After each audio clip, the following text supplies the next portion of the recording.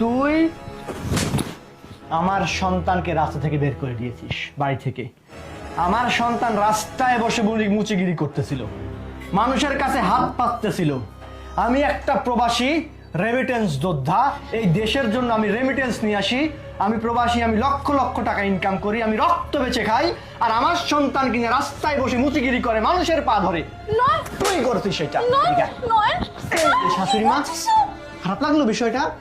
আসলে খারাপ লাগারই কথা, কারণ আমি আপনার জামাই হয়ে কি করে আপনার গালে ঠপ করে মারতেছি। খারাপ লাগতেছে বিষয়টা শাশুড়ি মা। সরি সরি শাশুড়ি মা, প্লিজ এদিকে আসেন, এদিকে আসেন। কি ব্যাপার, আপনার হাতের মোটা গহনাগুলো কোথায় শাশুড়ি মা? হারিয়ে গেছে নাকি জামাই আসা দেখে লুকিয়ে রেখেছেন? কোনটা? আপনার মেয়ের গলায় যে সোনার চেন, কানে যে সোনার বাল্ব, এগুলো কোত্থেকে আসে?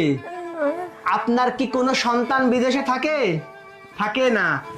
আপনার বাপ বিদেশে থাকে? কোন বাপ বিদেশে থাকে আপনার? আমি বাপ থাকি, আমি থাকি। আপনি কি বলছিলেন বাবা? তুমি কিছু মনে করো না, তোমার বাপ মা নাই, আমি তোমার মা। আপনি কি করছেন? আমার এই মা মরা বাচ্চাটাকে মেরে মা মেয়ে মিলে বাড়ি থেকে বের করে দিচ্ছেন, আর আমার সন্তান রাস্তায় বসে মুচিগিরি করতেছে, আরেকজনের পা ধরতেছে। আর আমি একজন প্রবাসী, আমি কোটি কোটি টাকা ইনকাম করি, আমার সন্তান হয় কিনা এটা করতেছে। বলেন কোন বিবেকের মাথাকে এই কাজটা করছেন? বলেন, উত্তর দেন আমাকে। অনেক দুষ্টুমি করতো, তাই তো ওকে। বেয়াদব, দুষ্টুমি করছে মানে?